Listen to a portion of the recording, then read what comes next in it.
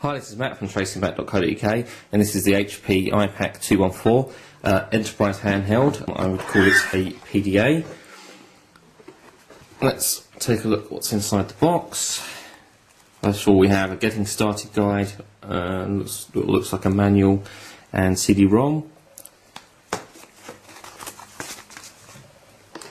And we have the device itself.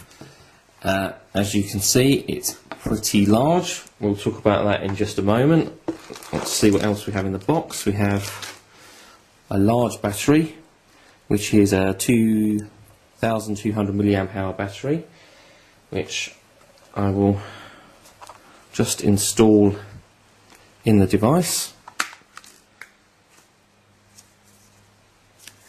And there we go, and I'll just turn that on and allow that to boot while I'm talking about what else is in the box. Here we have an adapter for your charger, which is fairly similar to the sort of thing we used to have with the Orange M1000, M2000 with this adapter on the earlier XDA devices. And we have a charger with a normal bullet style connector, which obviously connects to your adapter there. The charger comes with a number of adapters for different plugs for different countries. And finally, we have a sync and charge cable, USB on one end and proprietary connector on the other. And interestingly, there is actually a socket there which allows you to plug in the mains charger whilst connected. So presumably 214 will not charge over USB alone.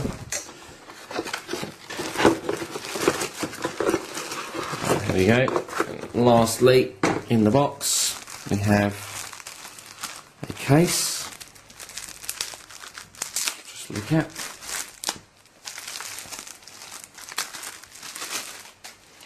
Okay, pouch style case, which the device just slips into there, pretty tight fit. No belt loops or clips or anything else, it is just for protecting the device.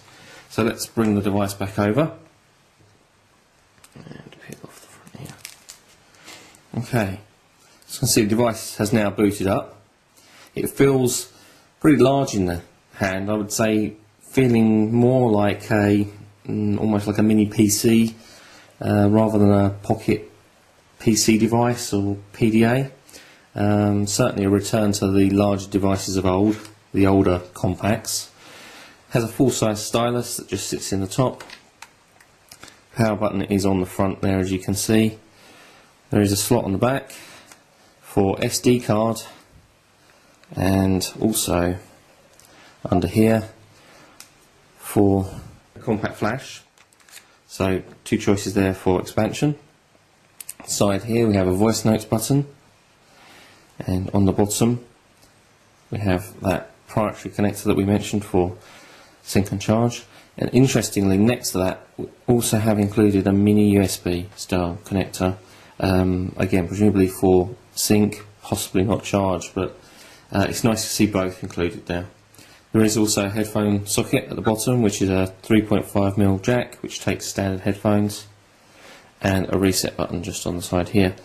You'll notice no camera on the back, there is just a grill there for our speaker, and that's pretty much it. On the front of the device you've got a number of standard buttons, one for your calendar, one for your Windows start menu, an OK, an email button, D-pad style on navigation on the front, up, down, left, right, and a separate press button action in the centre. So spec, we've got a large, quite brightly lit display there on the front, which is a VGA 480-640. It's a 4-inch diagonal. The processor is a 32-bit Marvel running at 624 MHz, so it should be quite a rapid device. ROM capacity is 256 meg, RAM capacity 128.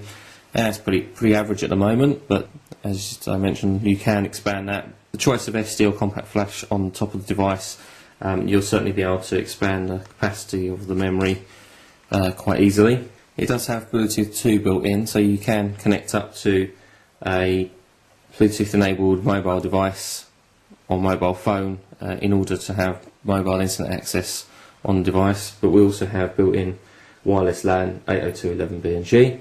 And let's just take a look at what's installed. As you can see, it's got a custom home screen there with a number of indicators on the front, including battery charge, amount of free memory, amount of memory for storage, and a backlight display control. There is also a wireless plug in there that tells us that Bluetooth and wireless LAN are currently turned off. We can tap those to turn them on.